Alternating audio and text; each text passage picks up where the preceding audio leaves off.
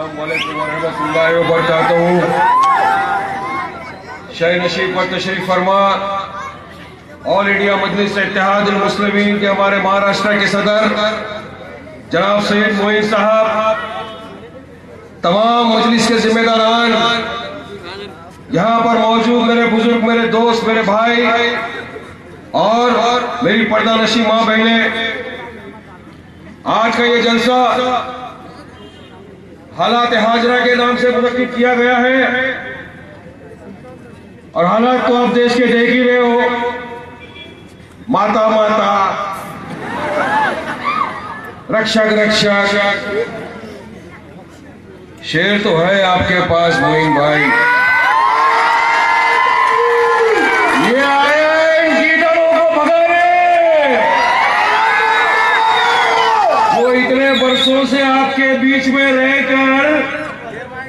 जो बेवकूफ बना रहे थे ना तुमको, अब ये शेर आपके बीच में आए, इन गिदड़ों को बराबर से घास खिलाएगा। अब तुमको घास मत नहीं खाते हो, नहीं खाते हो। गोश्त का पावर देखा ना 4 दिन पहले। बीजेपी वालों, वो दिन चले गए, कैलेंडर बदल गए। जब सुनते थे कोई एक गाल पे मारेगा तो दूसरा गाल दे दो। अरे बेटा, अभी कोई गाल की तरफ देखेगा मुंह फोड़ के हाथ में रखेंगे।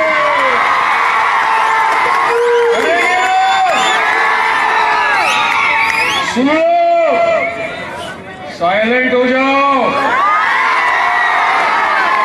नहीं तो हम लोग वाई जाएंगे।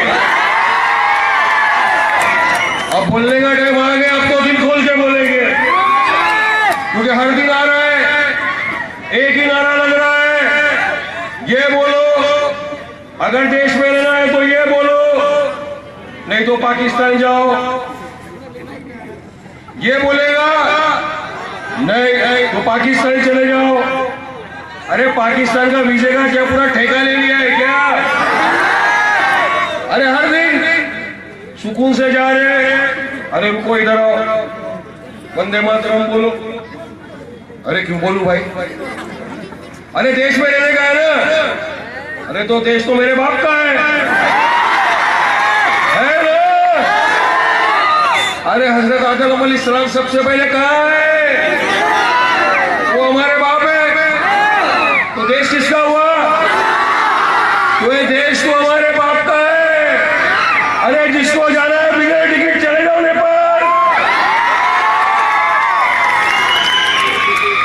यहाँ तुम्हारे लिए कोई जगह नहीं है, हम लोग संभाल लेंगे। आजादी में भी खून दे देंगे, संभाला है, गर्दनें कटा कटा के आजादी दी है, आज भी संभालने की ताकत रखते हैं। लेकिन किसी को ये नहीं बोलना हमारे भाइयों को कि देश में रहना है तो ये बोलना होगा देश छोड़ के चले जाओ। नहीं जाने वाले, यहाँ ही रहेंगे और बराबर तुम्हारी आंख में आंख डाल के लड़ेंगे, मुकाबला करेंगे। क्योंकि डरने और घबराने का नाम मजलिस इत्तेहादुल मुस्लिमीन नहीं है।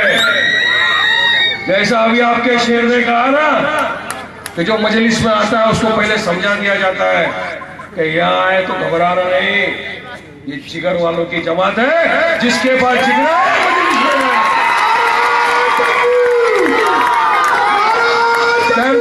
किसी के बाप से। बहुत सीटी बजाने का टाइम आएगा, बट अभी तो शुरुआत हुई है, पार्टी शुरू हुई है। बहुत वर्षों तक देखा, बहुत बड़े बड़े दिग्गज आए,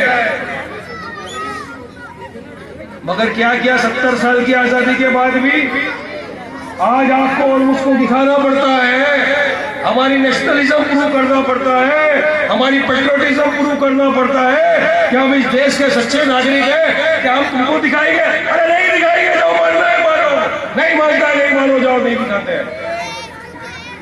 क्या लगा के रखा है? जो आ रहा है बेकसूरों को मारा जा रहा है, अखलाक से लेके दादरी से लेके नौमान को लेकर दिल्ली में मारा गया, तो क्या हम खामोश बैठे? तो बोलो ना यार, उधर लोग चुपचाप तमाशा देखते रहेंगे? बोलो ना भाई। तुमने हमारे घरों में झांकना शुरू कर दिया, हमारी तपेलियों में झांकना शुरू कर दिया। हम क्या खाते हैं, क्या पकाते हैं, क्या रखते हैं? अरे तुम होते कौन है ये सब पूछने वाले भाई? आज ये हालात क्यों पैदा हुए? क्यों इस तरह से इनकी दादागिरी बढ़ती जा रही है? क्यों आए दिन एक दूसरे को मारा जा रहा है रस्तों पे? क्यों घर से निकाल निकाल के काटा और फटकारा जा रहा है? क्योंकि मेरे भाइयों, ये गलती हमारी।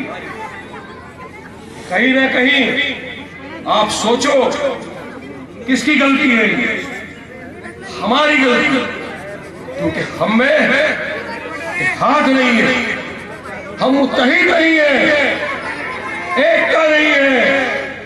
अगर हम एक हो गए जिस दिन, इंशाअल्लाह किसी की ताकत नहीं है, किसी की मां नहीं करी जो इखलाक को घर से निकाल के मार सके, किसी की मां नहीं करी जो वारिस पठान को असेंबली के बाहर खड़े होकर ये बोल सके कि देश में रहना हो तो ये कहना होगा। किसी में ताकत नहीं, मगर कमजोरी हम में। अब वक्त आ चुका है, 313 थे मगर फिर भी सब पे भारी था। क्यों?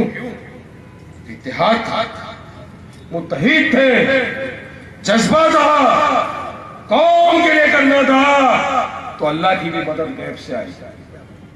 आज अगर हमारा एक एक भाई एक हो जाए, ये सोच ले कि हमको हमारा भी हक लेना है, हम भी इस देश के सबसे पहले नागरिक हैं, जितना हक तुम्हारा है उतना हक हमारा है।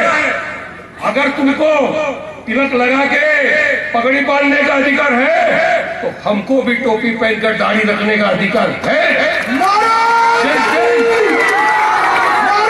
ये समझ लिया। उस दिन मेरे भाइयों किसी में ताकत नहीं होगी कि हमको ये कह सके कि इस देश में रहना होगा तो ये फला फला फला कहना होगा। मगर देखा ये जा रहा है कि चुनाव के पहले हमारी बस्तियों में नेता आते हैं, बड़े बड़े नेता आते हैं, और आपके यहाँ तो चोरों का बादशाह है। आदर्श स्कैम का इतना बड़ा बादशाह आपके यहाँ से है भाई। मुख्यमंत्री बना, जिस देश की रोटी खाता है वहां देश की जो जवान सरहदों में निगहबानी करते हैं, जब उनकी जानें चले जाती है, शहीद हो जाते हैं, और जो उनकी विधवाओं का हक होता है, जो उनकी विधवाओं की हक की जमीन होती है, उसको ये नटवरलाल चोर आदर्श स्कैम में बेच देता है। अरे जिसने हमारे देश के जवानों की विधवाओं की जमीन बेच दी, सोचो लैंडेड का क्या हाल करेगा, यहां क्या करेगा वो ये भी सोचो मेरे भाइयों। और सोचना पड़ेगा, जब मजलिस इत्तेहादुल मुस्लिमीन 2012 में तेलंगाना हैदराबाद से नांदेड़ को आई, आप लोगों की दुआओं से, आपके साथ से, आपके समर्थन से और सैयद मोइन साहब की क़यादत से अल्हम्दुलिल्लाह 11 जगहों पर कामयाबी हासिल हुई। 11 जगहों पर आपने कामयाब किया मजलिस इत्तेहादुल मुस्लिमीन के उम्मीदवारों को। अल्हम्दुलिल्लाह आज फिर वो वक्त आया है। आपके अपने शहर में बल्दिया के चुनाव बहुत अनकरीब है। अगर आप चाहते हो कि कोई इंसान, कोई शख्स, कोई भगवा ब्रिगेड, कोई विश्व हिंदू परिषद वाला, कोई आरएसएस वाला आपको या आपके बेटे को चैलेंज नहीं करे और ये नहीं कहे कि अगर देश में रहना होगा तो वंदे मातरम कहना होगा, अगर देश में रहना होगा तो ये खाना होगा, अगर देश में रहना होगा तो ये पहनना होगा, तो वो सोच ले। अगर आपके साथ आपकी आवाज है, मजलिस इत्तेहादुल मुस्लिमीन की आवाज है, उसका साथ दे दो, तो इंशाअल्लाह किसी की ताकत नहीं आपको कुछ बोल सकती।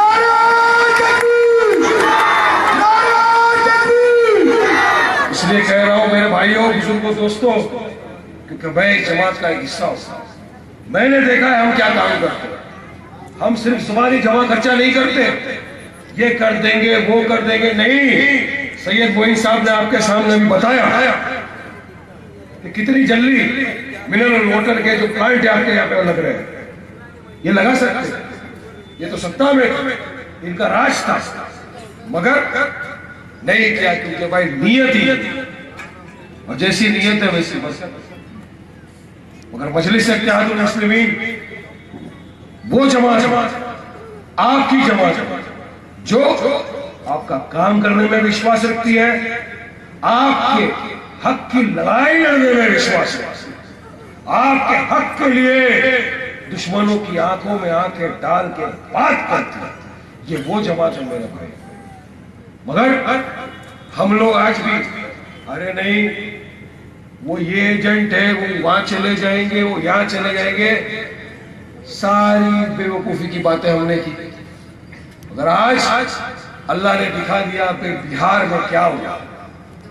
इसी तरह की बातें थी, महागठबंधन बन गया, यही बोल बोल के वोट लिए गए, यही बोल के, यही फुसला के कि नहीं हम लोग तो फिरका परस्त ताकतों से लड़ रहे हैं, हम तो बीजेपी से लड़ रहे हैं, हमको तुम्हारा हक दिलाना है, अगर इनसे लड़ना है, इनको हराना है तो एक साथ हो जाओ। एक साथ हो गए, हमने, आपने, हमारे बेकसूर भाई बहनों बुजुर्गों ने हमारा कीमती वोट जाके उनको दे दिया। और हुआ क्या, हमारा आपका वोट लेकर सीधा चले गए बीजेपी के पास, जाके बैठ गए। आज ये है इनकी हकीकत, जो आज पूरी दुनिया के सामने। मैं नहीं बोल रहा हूं, पूरा टीवी चैनल में देख लो, एक एक बिहार के आदमी को पूछ लो, एक एक देश के आदमी को पूछ लो, और आपका भी दिल है, दिमाग है, और उसमें थोड़ी भी सोच है मेरे भाइयों, तो आप भी ये बात जरूर सोचते होंगे कि वाकई में गलती हुई। इनको वोट दिए, महागठबंधन ने हमारा वोट लिया और सीधे सीधे जाकर बीजेपी की झोली में डाल दिया। ये नौबत यहां मत आने देना मेरे भाई। एक एक आपका कीमती वोट है, आपका काम करने के लिए हम आए हैं।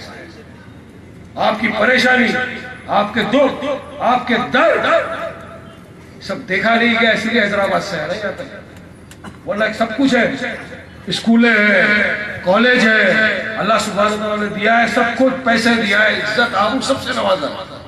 क्यों आए?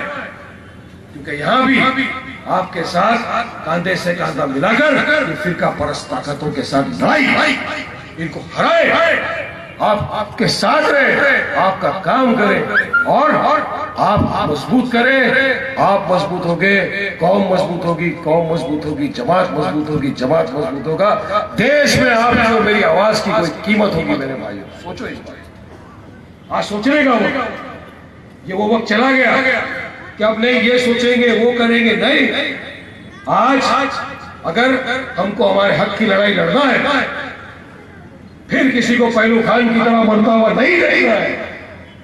याद रखो मेरे दोस्तों, बुजुर्गों, भाइयों, हमको एक होना होगा, हमारी सफों में क्या पैदा करना होगा, मुत्तहीद होना होगा। जैसा अभी आपने बीच में भी देखा कि गुस्ताख के